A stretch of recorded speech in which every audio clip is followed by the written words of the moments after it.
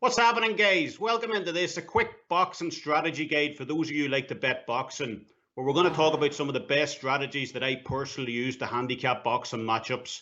I'm going to share a few of the most profitable ones right here. So let's get into it. Look, first, it may seem simple, but look, odds matter. That's number one. And also, don't be afraid to bet the chalk.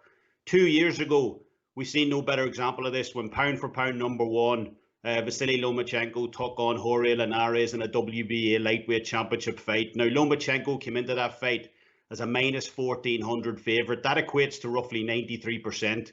On the flip side, Linares came in at a plus 750. That's around 11-12%. So look, I did the percentages for that fight. My numbers had Linares winning one of every four times. So I had about a 25% chance. So going by my percentages, I thought there was some fantastic value on Jorge Linares at plus 750. So again, turn those odds into percentages and evaluate how you see the fight going. By the same token, as we said, don't be afraid to bet the chalk in these situations. Floyd Mayweather minus 300 against Canelo.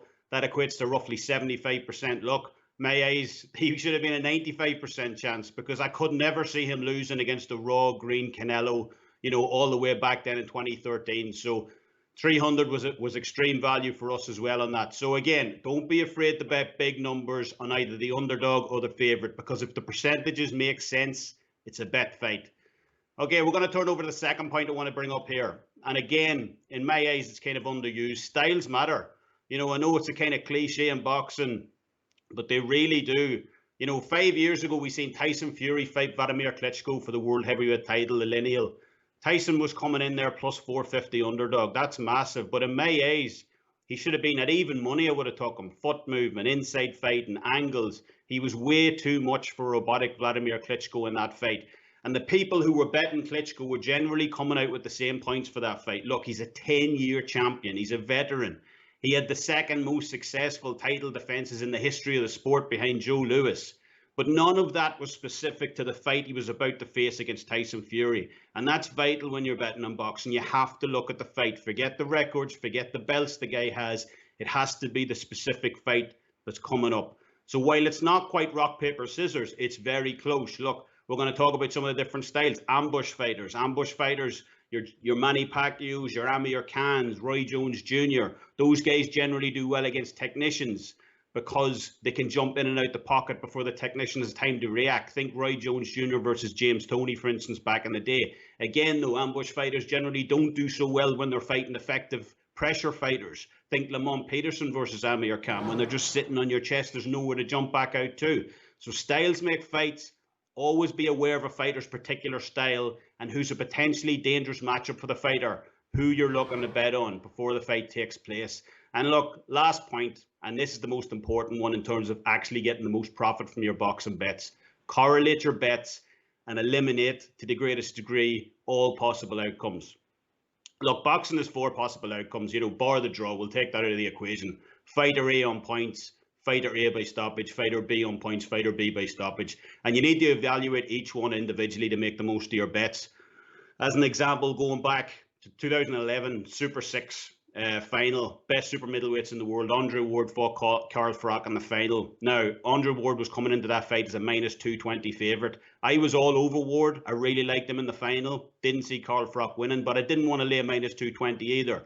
So you sit down and you get your paper out and you start to cross off which outcomes are not likely to happen. Now, could I see Andre Ward stopping Carl Froch in that fight? No, couldn't see that happening. Carl Froch, one of the toughest guys in boxing at that time.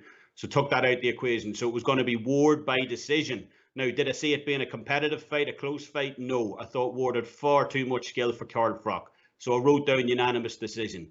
Now, by the time I actually got to the betting window, I managed to get a plus 110 from a minus 220 at the start. Andre Ward by unanimous decision, plus 110. So you're taking that minus 220, you're magically turning into a plus 110. Minimal risk on my side, because that's the way I thought the fight was going to go. But you're turning into a massive boost in terms of your overall profits.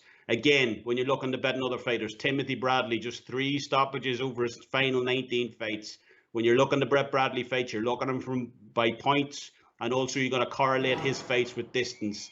Also on the flip side, when you're talking about fighters like Lucas Mathise, 36 KOs and 39 wins, when you're betting him to win, you're going to take the stoppage. So Always try and weigh up exactly how you think a fighter wins the fight to maximize the best possible returns on your bets.